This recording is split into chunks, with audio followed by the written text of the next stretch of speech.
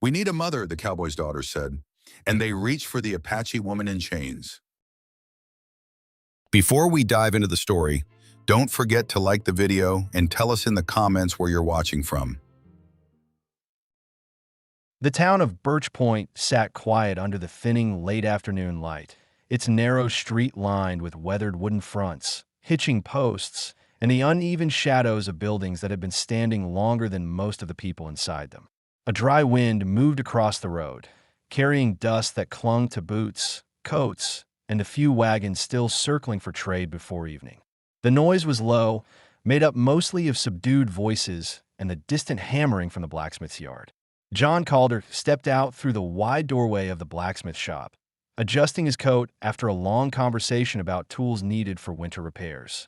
He carried himself with the quiet heaviness of a man who spent more time thinking than speaking. His hands bore rope burns and scars from years of ranch work, and his face showed the calm endurance that came from raising two children alone. His wife had died shortly after their younger daughter's birth, and every task since then had revolved around keeping the ranch stable and keeping his daughters safe from a world that did not always welcome them kindly. John set his hat lower on his brow and scanned the road, making sure the girls were where he had left them. He saw them standing near the watering trough across the street, their small figures pressed close together. Lila, the older one, held herself cautiously, her shoulders drawn tight whenever she was unsure of something. June, younger by 2 years, leaned forward with open curiosity, barely noticing the dust collecting on her boots. John crossed the street with steady strides, wondering what had captured their attention. Then he saw her. A trader's wagon was parked a few yards away, its back wheel braced by a loose stone. A woman stood chained to that wheel, her wrists locked in iron cuffs polished by rough use. She looked to be in her mid-20s, maybe a little older, and though her clothing was torn and the beadwork was damaged, the craftsmanship made clear she belonged to an Apache band from farther south. Her long black hair hung in tangled strands down her back. Dirt streaked her arms and face, but her posture remained upright, controlled, and guarded. She showed no visible injury apart from the raw skin around her wrists. John studied her for a long moment. Her breathing was uneven, not from panic, but from exhaustion. Her attention shifted slowly across the street until it settled on his daughters. She did not speak to them, nor did she turn away. She simply watched them with steady awareness, trying to understand what they wanted. John felt a flicker of tension rise in him. He had seen people treated poorly before, but seeing a woman bound in a town he brought his children to was something else entirely. He glanced at the trader leaning against the wagon sideboard. The man smelled strongly of cheap whiskey and wore a patched coat, stained from weeks on the road. He swayed slightly, greeting anyone who came near with a careless grin. The girls stepped closer. June tugged at John's sleeve without taking her eyes off the woman. "Pa," she whispered. "She looks hurt." Lila swallowed hard, her hands tightening together. "She's alone," she added quietly. John felt the weight of their words settle in his chest. His daughters rarely spoke openly about their wants. They had learned early that their father did what he could, and that he carried more responsibility than one person should.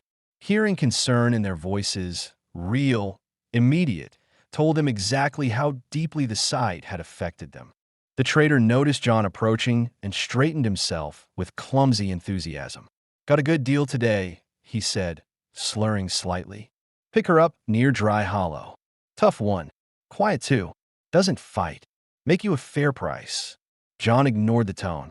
He stepped closer to the woman, keeping his movements slow so she could see every intention.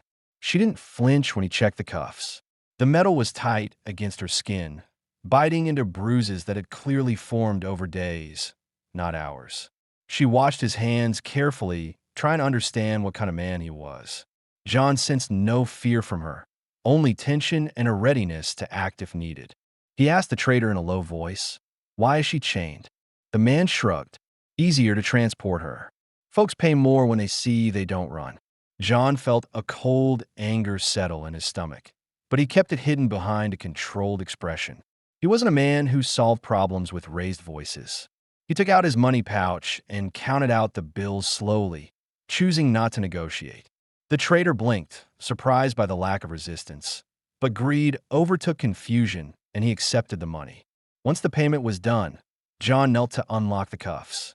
The woman watched him carefully, waiting to judge whether this was another exchange of ownership or something else entirely. John worked the iron loose with steady fingers, avoiding any sudden movements. When the cuffs fell away, the woman exhaled sharply. Not relief, exactly, but the release of pressure she had been holding for too long. She flexed her fingers, testing her freedom, then raised her eyes to John. For the first time, he saw a mixture of caution and curiosity in her expression. She was trying to decide whether she could trust him enough to follow him out of town. John turned to his daughters. "Get the spare blanket from the saddlebag." They hurried to obey. The woman stood still, measuring every detail of the moment. The children's movements, John's tone, the road stretching out past the last of Birch Point's buildings. She seemed ready to run if she sensed deception, yet too weak to make it far. John guided her toward his horse. She followed without leaning on him, though it was clear she forced each step to remain controlled. Her body showed signs of dehydration and strain, but her discipline never broke. Once mounted, she sat behind him with her hands lightly gripping the saddle horn for balance. She didn't touch him otherwise. John respected that and kept his posture steady so she would not lose footing. The girls rode beside them on their small mare, glancing at the woman repeatedly, as if still unsure whether she was real or something the town would take back at any moment. As Birch Point faded behind them, the woman lifted her head, studying the open land ahead. She had no idea where they were going, yet she stayed on the horse without hesitation. John felt the familiar tension of responsibility returning. The same feeling he had carried since the day he became both father and mother to his girls. Bringing a stranger onto his land was a decision he would have avoided under ordinary circumstances. But today wasn't ordinary. Today he saw something in the woman's endurance that matched the quiet strength he tried to teach his daughters. His main mission had always been simple: protect his children, maintain the ranch, and keep his family together in a world that didn't make any of it easy. Now, unexpectedly, another responsibility rode behind him. And as the sun lowered behind the hills, John's instinct told him the decision he had made would change the shape of their lives in ways none of them could see yet. The trail to John Calder's ranch stretched across open land where dry grass moved in uneven patches and the last hints of sunlight slid across the earth in long, fading strips. The ride from Birch Point was slow, not because of distance, but because John wanted to avoid jostling the woman seated behind him. He could feel her maintaining careful balance, shifting her weight only when the horse changed pace. She hadn't spoken once, yet her awareness sharpened whenever they passed a bend or a break in the terrain. John glanced back only once, enough to confirm she was still steady. Her grip remained tight on the saddle horn, but her posture did not waver. She observed everything: the fences in the distance, the sloping ground, the small rise where the house stood waiting in the dimming light. Lila and June rode ahead of them now, eager to arrive before night settled fully. Their small mare trotted lightly, hooves breaking the quiet rhythm of the open land. The girls kept glancing over their shoulders, checking whether the woman followed willingly. John noticed their expressions brighten whenever she looked in their direction, even if she gave no visible reaction. By the time they reached the fence yard, the sun had dropped behind a ridge. The ranch stood calm, shaped by years of careful maintenance. A modest house with a deep porch faced the barn and corral. The lantern John left by the window each morning glowed faintly, guiding them the last few yards. John dismounted first, handing the reins to Lila. "Walk her to the post," he said. Lila nodded and led the mare away, while June hurried to open the gate. The woman remained still on the saddle, studying the layout of the property. Her breathing had grown more controlled since leaving town, but the stiffness in her shoulders revealed she was bracing herself for whatever came next. John approached slowly. "Take your time," he said, voice steady. She placed her hands on the saddle horn and lowered herself with careful precision. Landing on the ground with a slight wobble, she corrected quickly. John didn't reach for her arm. He wanted her to move without feeling crowded. She steadied herself, then stepped back to give space to the horse. June watched her with wide, unblinking eyes. "She's strong," she whispered to Lila. John heard it, though the woman showed no reaction. Her jaw tightened briefly, as if unsure whether to respond to the child's comment. Instead, she looked toward the house, trying to determine whether entering it would trap her or shelter her. John lifted the saddlebag. "Inside is warmer," he said quietly. She didn't move at first. She scanned the yard, the barn doors slightly ajar, the empty corral, the wood pile stacked unevenly against the side of the house. She was assessing escape routes, potential dangers, and the distance between herself and unfamiliar walls. Only after she calculated everything did she take a step toward the porch. The girls led the way with unspoken excitement, pushing the door open and rushing inside. When John gestured for her to enter, the woman stopped at the threshold. Her hand rested lightly on the doorframe. She was checking its sturdiness, testing whether she could pull it shut from the inside if she needed to. John respected the pause. His home had always been a place of safety for his daughters, but he understood it might look like a trap to someone who had spent months being moved like cargo. After several seconds, she stepped through the doorway. Inside, the house carried the warm scent of wood smoke and stew that had simmered earlier. The table stood near the window, set with bowls the girls had prepared before leaving for town. A coat rack held John's hat and an older jacket he kept for cold mornings. A kettle rested on the stove, still warm enough to steam lightly. The woman's eyes moved from one corner to another, taking in the details: stacked blankets, a shelf of tools, a small rocking chair that had belonged to John's late wife, the lamp resting beside a half-finished whittling project. Nothing about the space suggested danger, yet she remained tense, her muscles prepared for sudden movement. John set the saddlebag down on the table. "You can sit," he said. She did not approach the chair. Instead, she stood near the wall closest to the door, leaving herself room to move if needed. Her expression held no hostility, only uncertainty and fatigue. The girls climbed onto the bench and whispered to each other, unable to hide their excitement now that the woman was inside their home. Lila folded her hands in her lap, trying to appear composed. June leaned forward, resting her elbows on the table, waiting for the woman to acknowledge her presence. John filled a tin cup with warm water and placed it on the table's edge. He didn't hand it directly to the woman. He left it close enough for her to reach, but far enough that she didn't feel pressured. She hesitated before stepping forward and taking it. She drank slowly, as if her throat had forgotten the feel of warm liquid. "Do you need more?" John asked. She shook her head. She spoke no words, yet her eyes flickered with something he recognized immediately: exhaustion mixed with suspicion, shaped by experiences she hadn't chosen. It wasn't fear. It was the controlled alertness of someone who had survived long enough to trust nothing at first glance. John motioned toward the hallway. "There's a small room at the back. It has a bed. You can use it." She turned her head slightly, evaluating whether the hallway would trap her. After a brief pause, she nodded once and followed him, keeping several steps of distance. He opened the door to a plain room, a narrow bed, a folded blanket, a small window facing the barn. She stepped inside but remained near the doorway, testing whether the floorboards creaked, whether any route existed besides the one she had entered through.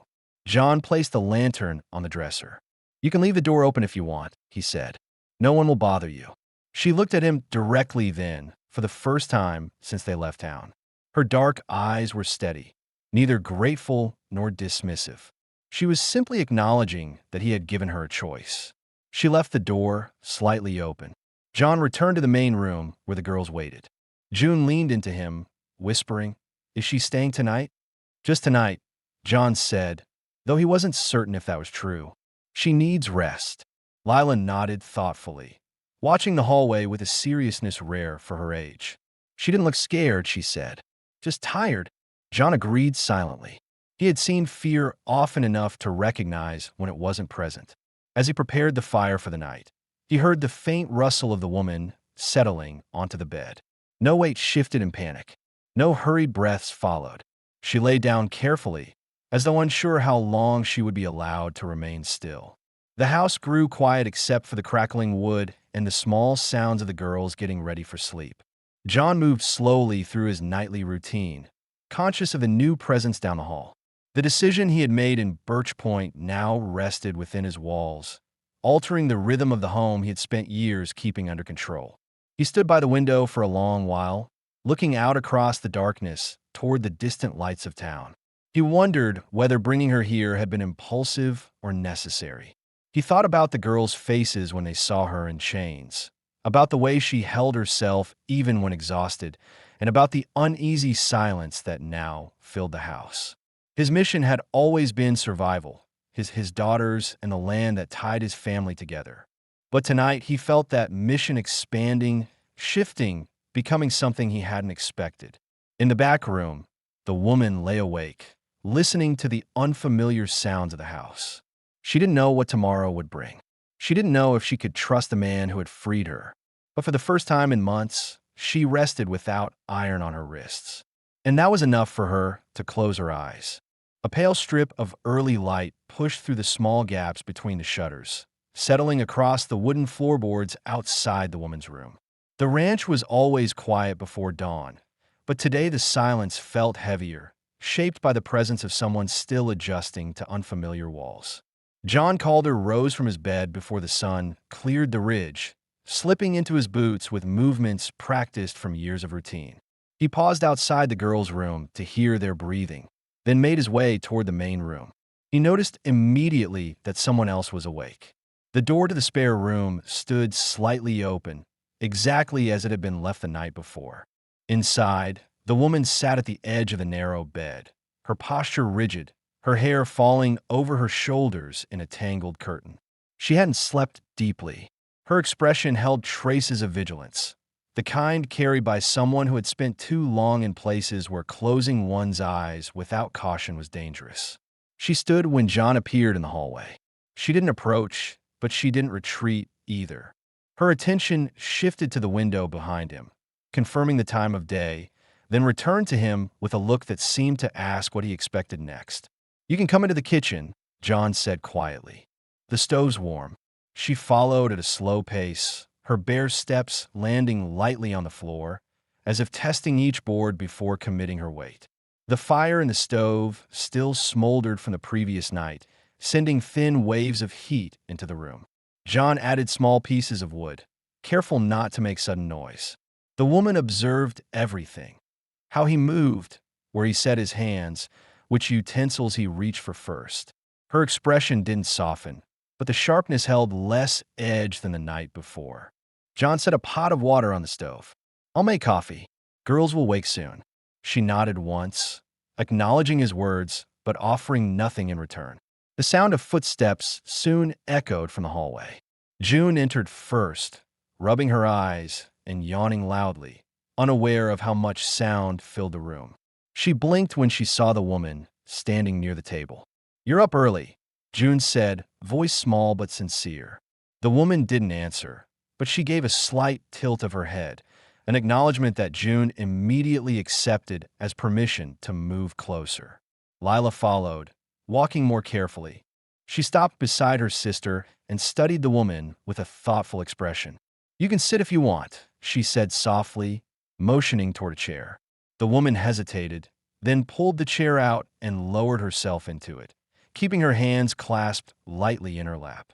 It was the first time she had taken a seat without being prompted. John prepared simple breakfast, biscuits left from yesterday, and a small portion of preserved fruit. When he placed a plate in front of the woman, she waited a heartbeat before reaching for it, as though unsure whether she was allowed to take food freely. Once she began eating, her movement stayed slow, almost deliberate, but she didn't hide her hunger. The girls watched her with the same fascination as the day before, but now their expressions carried comfort rather than tension. June leaned forward. "Do you like it here?" she asked innocently. John opened his mouth to tell her not to pressure their guest, but the woman answered first with a quiet, firm nod. June beamed. After breakfast, John stood and reached for his coat.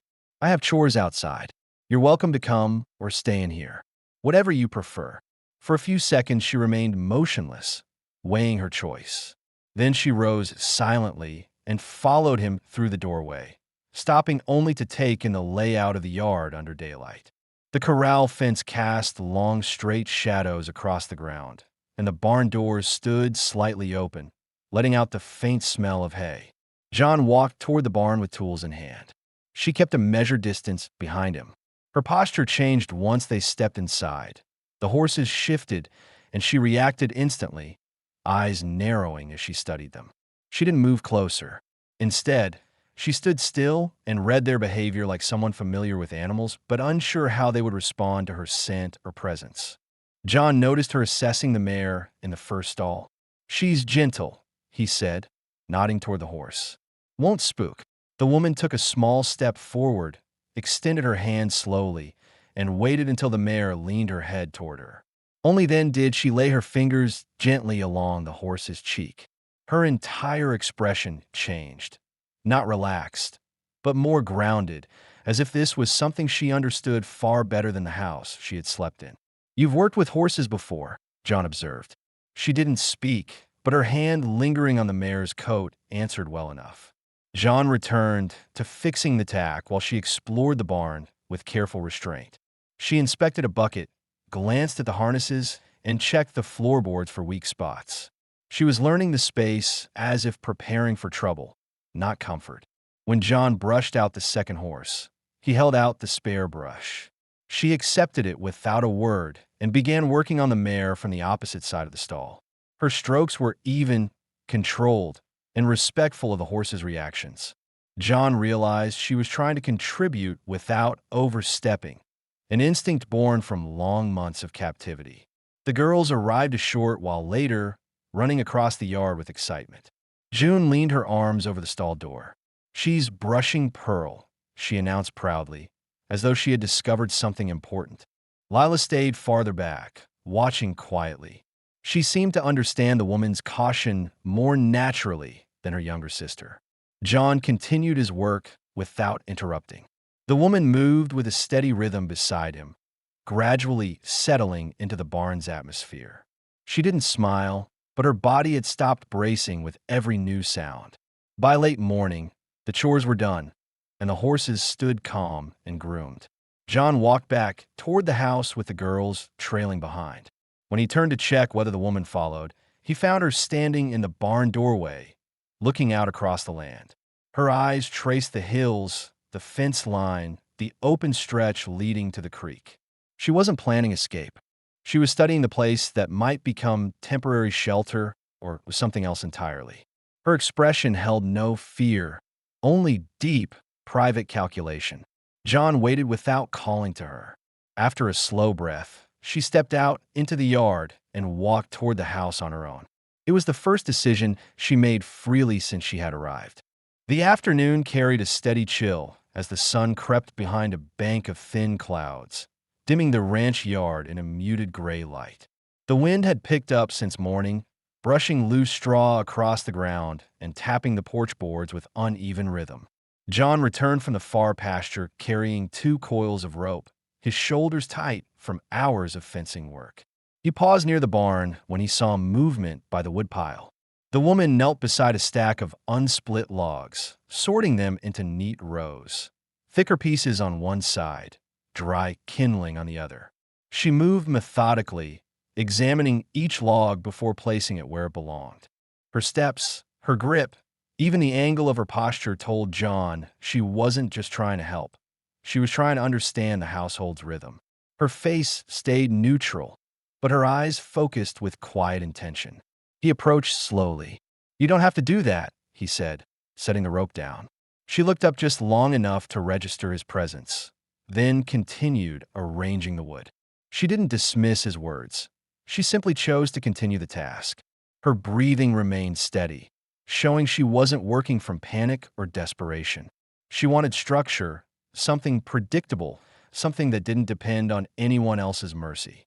John didn't interfere.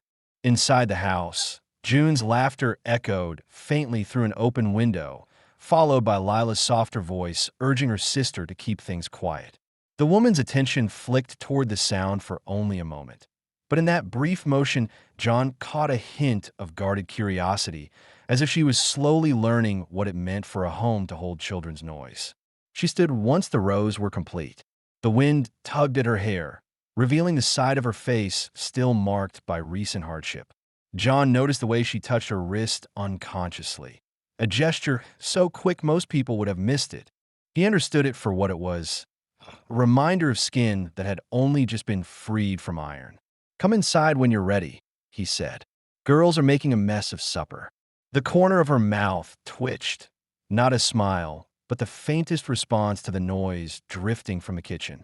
She wiped her palms on her torn deerskin skirt, brushed sawdust from her knees, and followed John toward the house with careful, balanced steps.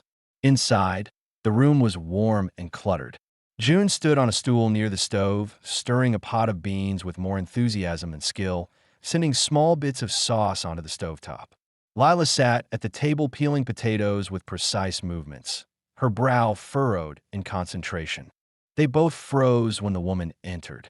Lila glanced at John for approval. John nodded, and she returned to her work with renewed focus.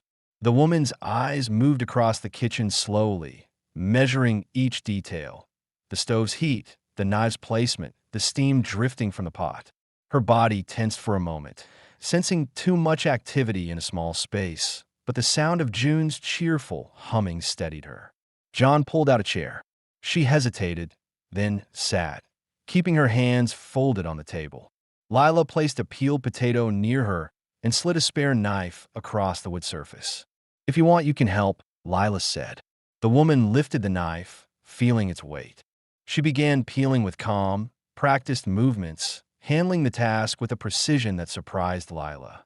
The girl watched for a moment, impressed by how quickly the peels fell in one continuous strip. While they worked, John prepared coffee. He set a tin cup in front of the woman without looking for her reaction. She sipped it cautiously and used the taste but appreciating the warmth. Her shoulders lowered a fraction after the second swallow, as if the heat from the drink reached something deeper than just her hands. June moved from the stove and set spoons on the table with clumsy excitement. "Pa, can she sit next to me tonight?" she asked loudly. John didn't answer immediately. He glanced at the woman first.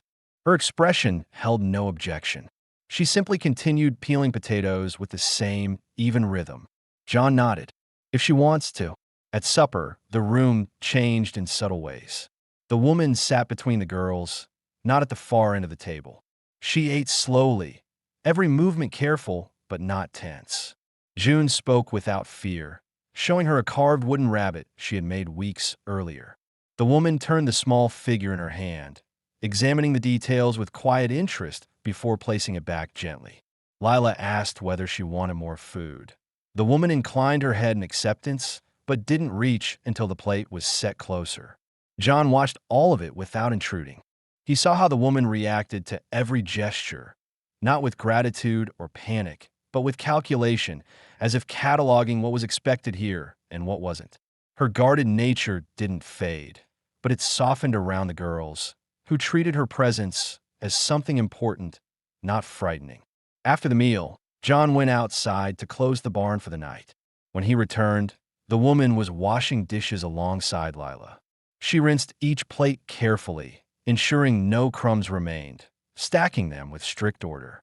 June sat by the fire brushing her doll's hair, glancing up every few moments to check whether the woman was still nearby. Every detail in the scene was new to the house. An extra pair of hands at the sink, another chair pulled close to the fire, the absence of tension that normally came after long silence. John leaned against the doorframe and watched them. For the first time in a long while, he didn't feel the familiar weight of trying to manage everything alone. When the woman finished drying the last plate, she placed it on the shelf and stood quietly by the wall, waiting to see what was expected next. John motioned toward the hallway. "You can rest if you want. Girls will be up a while." She nodded and walked toward her room with calm, deliberate steps. She didn't close the door completely, only enough to make the room feel like hers for the night. John returned to the main room, where the girls whispered excitedly by the fire, hiding their smiles behind their hands. They didn't speak of needing a mother this time. They didn't have to. The house had already begun shifting around the new presence, fitting itself to her cautious movements, her silent contributions, her steady hands. And John felt that shift more clearly than he wanted to admit. Late morning sunlight pressed across the ranch yard in a pale, even layer, bright enough to cut the chill, but not strong enough to warm the wind sweeping down from the ridge. John had been working since dawn, repairing a loose hinge on the barn's far door. The steady tap of his hammer echoed quietly across the land, disappearing into the open fields beyond the fence line. Inside the barn, the woman brushed down the gelding with slow, even strokes, her focus entirely on the horse's flank. The animal stood still under her attention, flicking its ears occasionally, but showing no discomfort. Her steady movements revealed familiarity. Her wrist turned gently at the end of each stroke, her stance shifting for balance in a way only someone accustomed to caring for livestock would know. She kept her breathing measured, exhaling softly whenever dust rose from the coat. The girls worked nearby, sweeping the stall with determined energy. June hummed a short tune as she worked, her broom scattering straw in crooked lines. Lila kept correcting her sister's pattern, growing more frustrated each time June undid her progress. Their quiet disagreement filled the space with a kind of normal noise the barn rarely held. John stepped back from the hinge, rolled his shoulders, and glanced across the open field. A faint tremor in the distance caught his attention. Not sound at first, but movement. Two riders approached from the ridge, their silhouettes small but unmistakable. They didn't follow the road. They cut straight across the grass, as though they had a purpose that didn't involve politeness or patience. John's jaw tightened. Visitors who ignored the road rarely brought good news. He straightened slowly, wiping his hands on his coat before taking a few steps toward the yard. The woman noticed a shift in his posture. She set the brush aside immediately and moved closer to the barn door, staying partly behind the frame while keeping her eyes on the riders. Her expression sharpened. Not panic, but controlled readiness, the kind that came from a life where danger often arrived without warning. The girls didn't notice right away.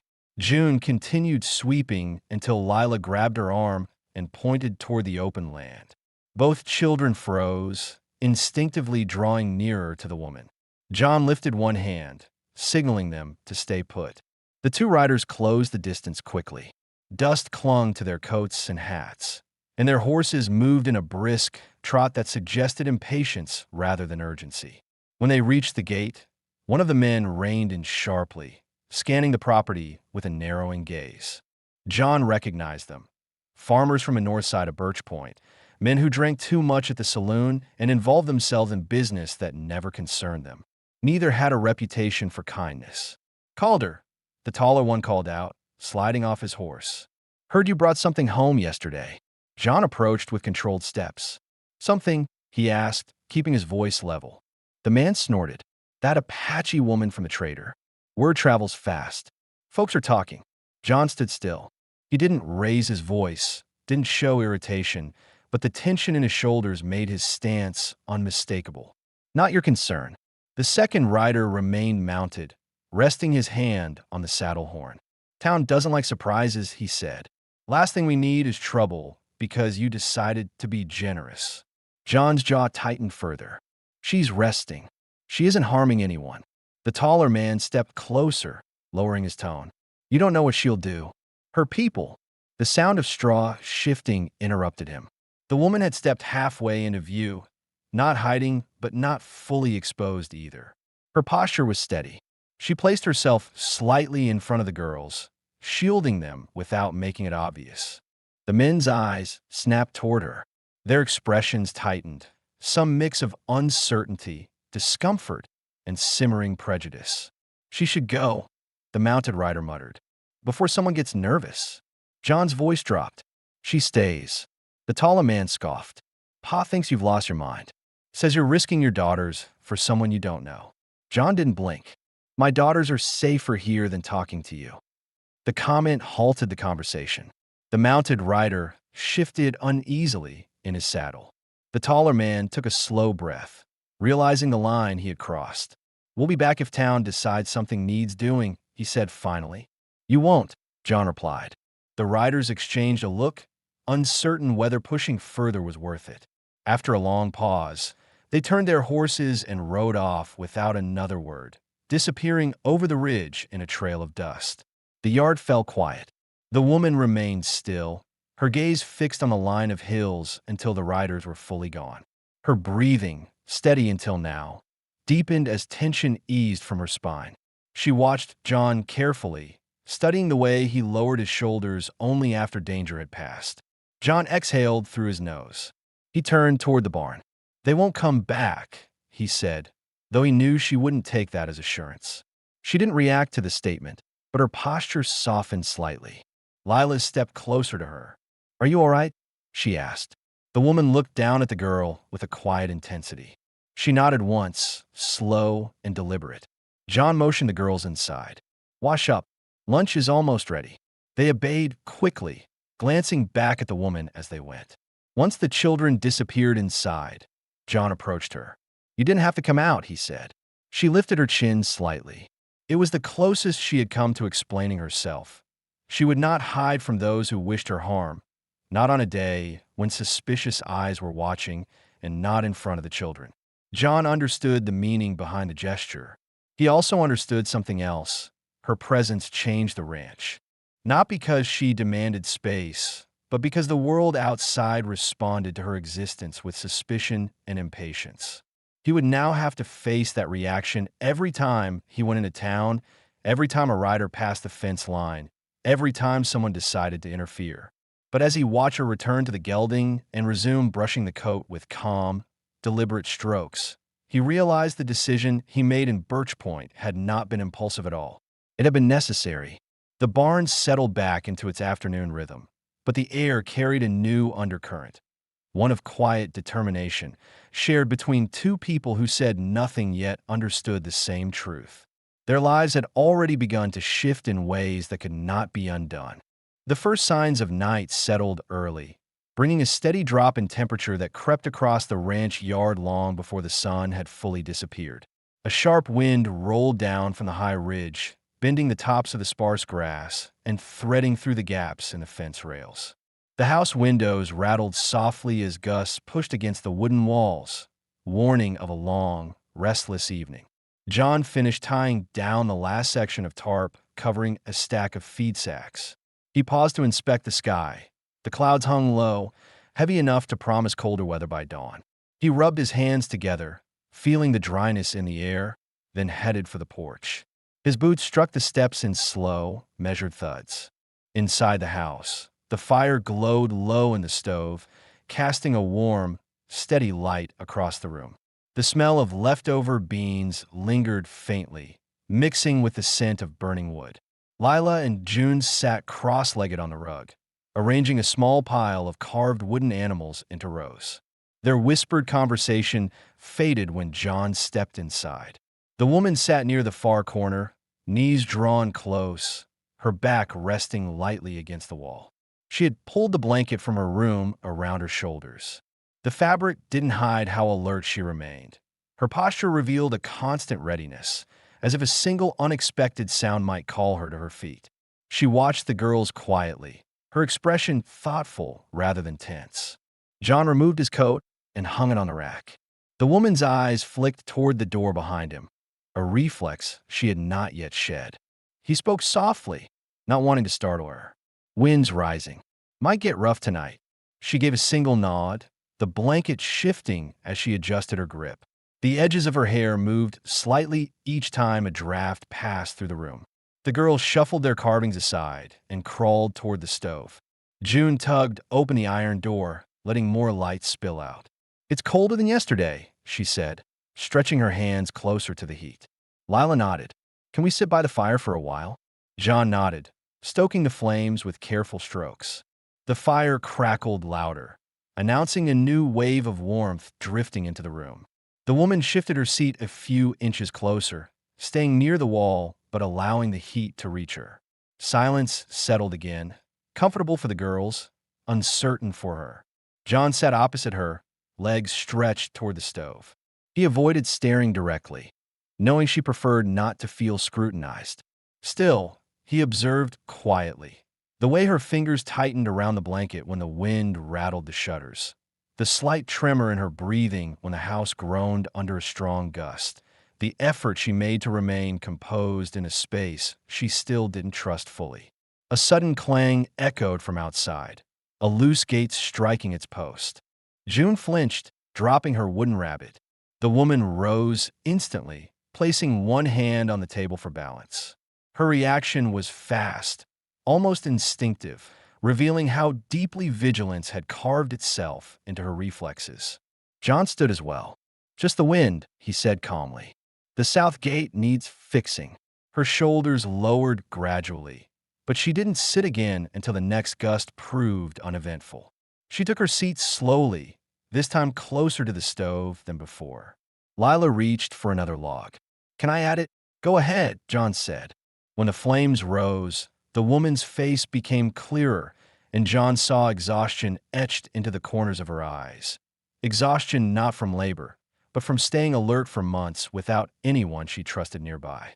He wondered how long she had been moving before the trader caught her, and how she had survived without collapsing under the strain. The girls returned to their blanket pile of carvings. June looked toward the woman. "Do you want one?" she asked. The woman hesitated. Her gaze drifted to John, as if checking whether accepting the offer would violate some unspoken boundary. His expression remained neutral. She reached out slowly and touched the little wooden horse June had set beside her. She didn't take it immediately. She studied it first, the carved mane, the uneven legs, the way one ear tilted slightly. Then she closed her hand around it. June grinned and returned to sorting the others.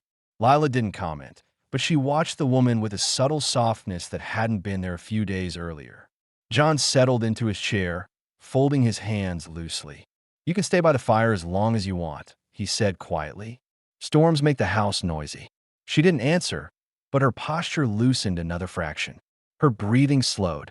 The lines of tension in her arms eased. She allowed the blanket to slip lower on her shoulders, letting the heat warm her properly. A few minutes later, she glanced toward the window. The wind battered the house again. She didn't flinch this time. John knew what he saw: a woman adjusting, not surrendering. A woman learning the difference between danger and noise. A woman testing whether a roof could protect her after too many nights exposed to cold, hunger, and other people's cruelty. As the fire settled into a steady rhythm, the girls curled together on the rug, eyelids drooping.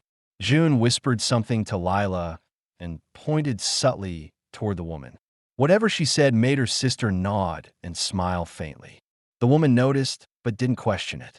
When John finally rose to carry the sleeping girls to their bed, the woman stood as well, unsure whether she should follow or remain. John looked at her gently. "Stay here. Fire's warm. I'll be back." She hesitated only a moment before sitting again.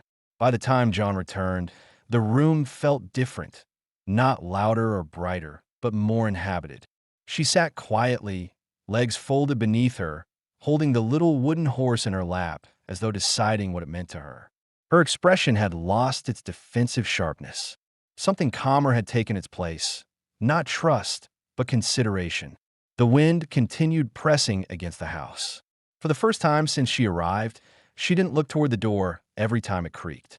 A thin crust of frost coated the ground when John stepped outside at first light. It was earlier than any frost should have appeared, the season not yet deep enough for winter's full bite. He crouched near the trough, scraping away the ice with the back of his glove. The air felt sharp in his lungs, and his breath showed in small, faint clouds. He knew instantly that whatever weather pattern was shifting upstream wasn't done tightening its grip. Inside the barn, the horses stamped their hooves, restless from the sudden cold. John moved quickly to check the stalls, laying extra hay and tightening blankets. As he worked, he kept glancing toward the house, aware that the freezing air might unsettle the woman more than she would show. By the time he returned to the porch, the door cracked open. The woman stepped out slowly, wrapped in the blanket from her room. She exhaled steadily into the morning air, watching the frost glow beneath the pale sun. The cold didn't scare her, but made her alert in a different way. Her gaze traveled across the land, as if determining how fast the weather could turn dangerous. John stood at the bottom of the steps, brushing dirt from his sleeves. "Cold came quick," he said quietly. She looked down at him and nodded once. Her attention drifted toward the barn, taking in the horses' movements and the thin plume of steam rising from their nostrils. John could see she was assessing whether the animals needed additional care or if the cold was manageable. The girls appeared behind her moments later, both bundled in mismatched scarves and jackets that had seen too many seasons. June tugged on her sister's sleeve. "It's freezing," she complained, rubbing her hands together. Lila folded her arms. "It'll get worse." The woman shifted the blanket around her shoulders and stepped onto the porch. She didn't speak, but she gestured toward the barn, indicating they should move before the weather turned harsher. John recognized the intention immediately. She wanted to help secure the animals before the frost deepened. The four of them walked together across the yard. Their breath trailed in front of them in uneven puffs. The frost crunched softly beneath their boots, leaving marks that lingered longer than normal.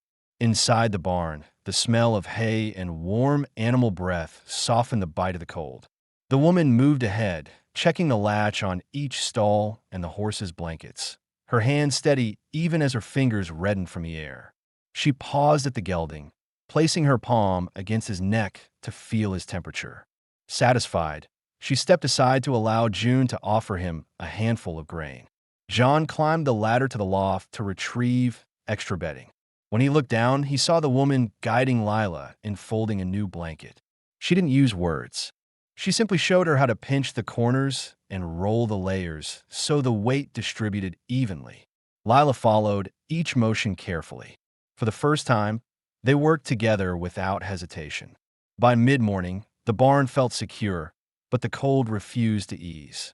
Frost clung to the fence rails like thin, crystalline dust, and the sky took on a muted gray tone that made the land look subdued and distant. John returned to the house with the girls sprinting ahead. When he held the door open, the woman stepped inside last, as though waiting to ensure no one needed help before she crossed the threshold. Her blanket slipped slightly, revealing the worn stitching at the edge of her clothing. She adjusted it quickly, not out of vanity, but habit. She protected what little she had left. Once inside, she walked to the stove and held her hands close to the heat. The girls followed, sitting on the floor near her feet. The warmth drew a slight shift in her expression, almost relief, but quieter, as if she wasn't used to admitting when she felt comfort. John placed a pot on the stove, filling the room with the slow, bubbling sound of heating water. "Storm's moving in tonight," he said, keeping his tone steady. "We'll need to stay close." She listened without looking away from the fire. Her shoulders rose and fell in a controlled breath. She understood what storms meant on open land.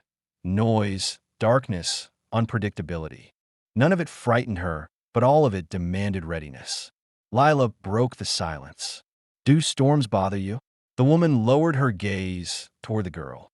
For a moment, she didn't respond. Then she shook her head gently. It wasn't a denial. It was an acknowledgement that storms were simply part of life, not something to fear. John watched the exchange carefully. Her answers were still guarded, but they were becoming responsive rather than defensive.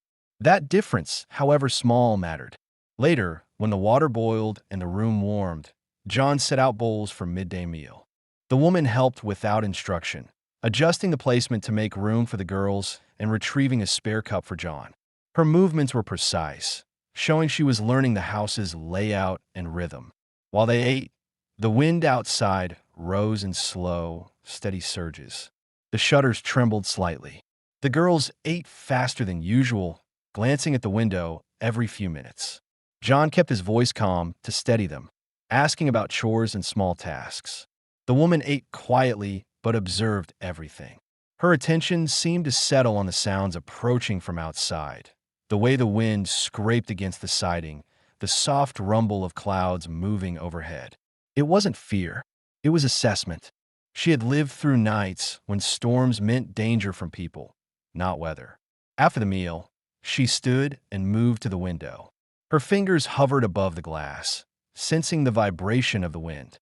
She turned to John and gestured toward the yard, indicating the possibility of loose items around the porch. He grabbed his coat. "I'll check." She stepped forward before he could leave, shaking her head slightly. She wanted to help. John hesitated but then nodded. "All right, but stay close." They walked outside together, the cold more biting now that the sun had weakened. She moved with controlled strides, scanning the porch for anything that could break loose. They secured tools, tightened rope bundles, and pushed a wooden crate against the side of the house to prevent rattling. The wind cut across the yard in sharp bursts, pushing against their clothes and stinging their skin. When they finished, John stood with his hands on his hips, exhaling a long, steady breath.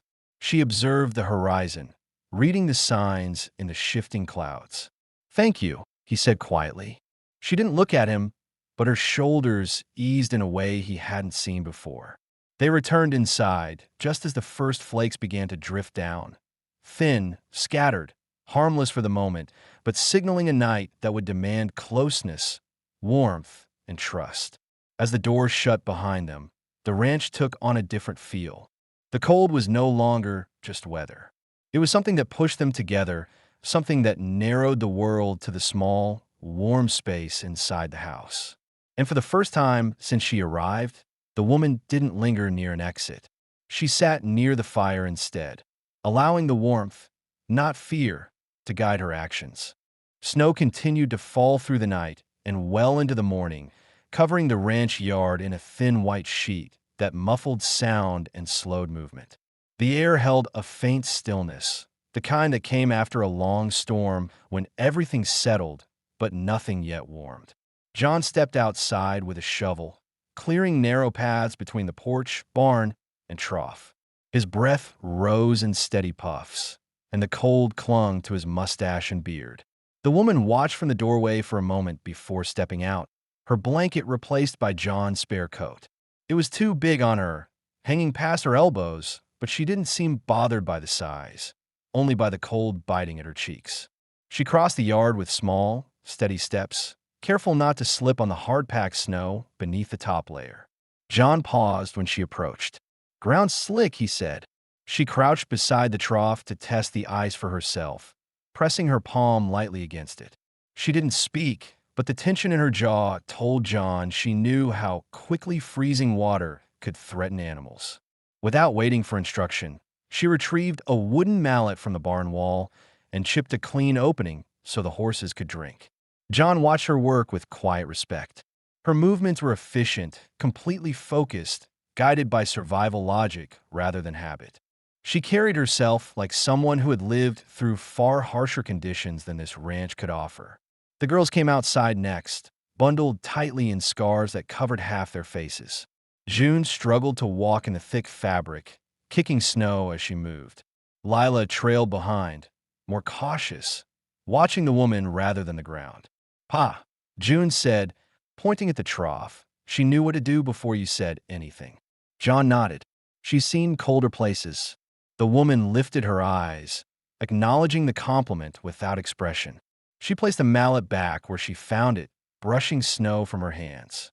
Inside, once the chores were done, the stove filled the house with deep warmth. The room brightened as the fire grew, casting golden light across the table and the girls' wool blankets. The woman stood near the stove, letting heat soak into her hands. Her shoulders relaxed slightly, though her gaze kept sweeping the room as if choosing where she felt safest. John began mending a broken latch at the table. He didn't look directly at her when he asked, "You sleep all right?"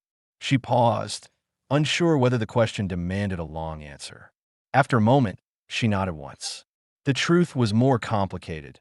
She had slept lightly, listening to every creak of the house, every gust of wind, but she had also slept without chains, without hostile voices, without the fear of hands gripping her wrists in the dark. That was enough for now. The girls joined her near the stove. June handed her a bundle of colored thread, tangled from playing. "We can't fix it," she said, frustrated. The woman took the bundle gently, rolling it between her fingers. She sat down and began separating each thread with slow, practiced movements. Her hands worked with calm precision, coaxing the knots loose one by one. June watched in awe, whispering excitement to her sister. Lila leaned closer, studying the technique silently. John noticed something he hadn't seen before. The woman wasn't just completing a task. She was teaching through action, letting the girls observe without calling attention to it. When she finished, she placed the thread in June's open palms. June grinned so widely her cheeks reddened. Lila stepped forward with hesitation. I wanted to ask something, she said, her voice quiet but steady. John lifted his eyes from his work. He didn't interfere. The woman turned to Lila with full attention, giving her space to speak. We don't know what to call you, Lila said. Her brows pinched with worry, as if afraid she had overstepped. We don't know your name. The room fell still for a moment. The woman's gaze shifted downward. Not from shame. She was deciding whether she could trust them with something personal. Her fingers tightened around the edge of her borrowed coat. She didn't move, didn't frown, but the internal conflict was clear. Names carried weight. A name meant identity. A name meant belonging to something or someone. She had not spoken hers since the day she was taken. John waited without pressure, ready to accept silence if that was all she could offer. Finally, she inhaled through her nose and spoke softly. One word, shaped carefully, carrying the quiet strength she guarded so fiercely. Her voice was rough at the edges from disuse, but steady. My name is Ahani. Lila repeated it gently, tasting the shape of it. Ahani, June whispered. Ahani, almost like she had discovered something precious. John set his tools down. He studied her with renewed understanding. Ahani's eyes met his for a brief moment, and in that exchange he saw something new, an unspoken decision. She wasn't hiding now. She wasn't protecting a secret.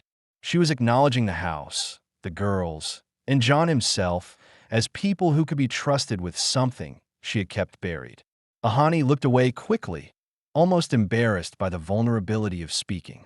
John cleared his throat softly. It suits you, he said. She blinked once, absorbing the comment without dismissing it. The girls drifted back to their spot by the fire, whispering her name as if memorizing it.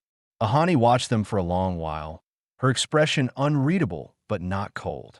As the day stretched into evening, the wind eased, leaving the house wrapped in quiet. Ahani helped with supper without being asked, chopping vegetables with a steady grip, moving around the kitchen as though she already knew where every tool belonged.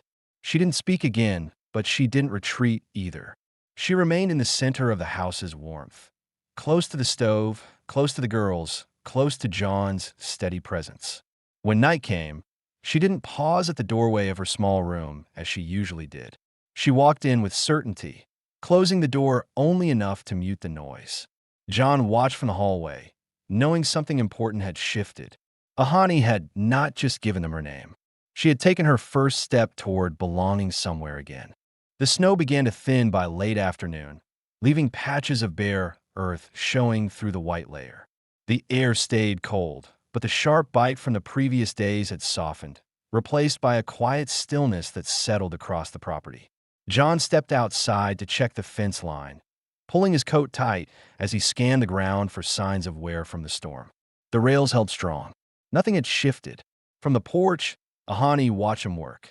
She stood with one hand resting lightly on the railing, her hair pulled back with a strip of thread the girls had given her.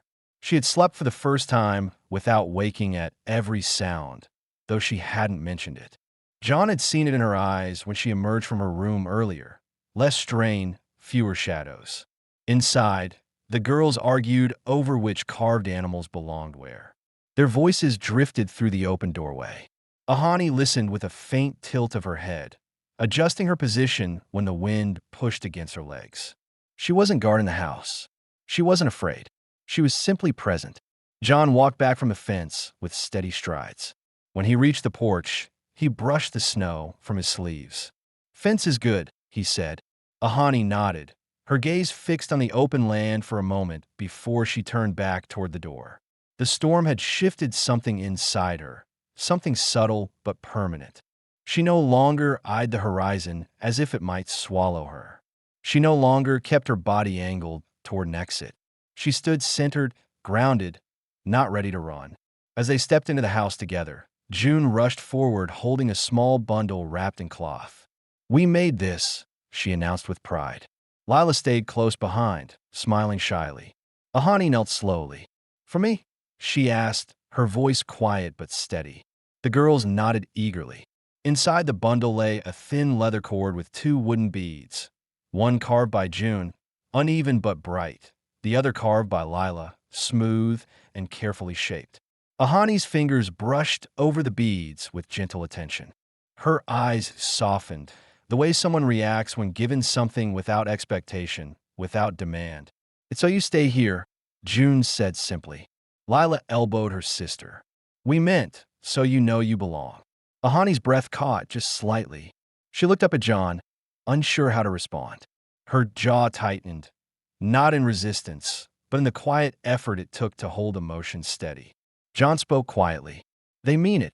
The room fell still except for the crackling stove. Ahani rose, the cord held carefully in her hand. She walked to the table, set the bundle down, and turned to face John directly. For the first time since she arrived, she held his eyes without looking away. "You took me from chains," she said, voice level yet carrying a depth she rarely revealed. "But you didn't treat me like someone who owed you anything." She paused, steadying her breath. "Your girls, they made me remember how to live around people again." John felt tension in his chest. Not discomfort, but the weight of something long overdue. Ahani continued, her tone firm and clear. "I want to remain here, if you wish the same." The girls froze in anticipation. John didn't hesitate. "I want you to stay," he said. "Not because of what happened in town. Not because the girls asked. Because you've made this house feel alive again." Ahani lowered her gaze briefly, absorbing his words with seriousness. When she lifted her head, a calm strength settled across her features. "I will stay," she said. June burst forward and hugged her around the waist before anyone could stop her. Ahani stiffened, startled by the sudden contact, but she placed her hand gently on June's back, accepting the gesture. Lila joined, more carefully, resting her cheek against Ahani's arm. John stepped back, watching the scene with a slow exhale. The house, once stretched thin and quiet, now held warmth beyond the fire's reach. That evening, the 4 of them sat together at the table for supper. The girls talked about spring chores and the animals they wanted to raise. Ahani listened, offering short answers when asked, but no longer shrinking from conversation. John observed her as she moved through the kitchen, how she placed dishes without hesitation, how she adjusted the lamp's wick, how she took her place at the table as though she had done it for years. After the meal, Ahani reached for the leather cord with the wooden beads. She tied it around her wrist, pulling the knot tight enough to hold, but loose enough not to restrict. She glanced at John with a quiet certainty. He understood. It wasn't just a trinket from girls. It was her choice made visible. Her acceptance of a place that had once been foreign, her decision to begin again in a home where nothing was demanded of her but presence. Night settled slowly, bringing a calm, steady darkness that no longer felt threatening. The wind faded. The house grew quiet, but not empty. The girls fell asleep curled together under thick blankets. John checked the windows, then paused near Ahani's doorway. She stood inside her room, arranging the few belongings she had into a small pile. When she noticed him, she turned. "Good night," she said, her tone soft but confident. John nodded. "Good night, Ahani." She closed her door gently, not to shut them out, but because the room was hers now. And the ranch, once shadowed by silence and loss, held a new shape, a family built not through blood, but through decisions made in quiet moments. Ahani stayed. John stayed. The girl stayed. What began in chains ended in peace, in belonging, and in the steady warmth of a home finally complete. The end.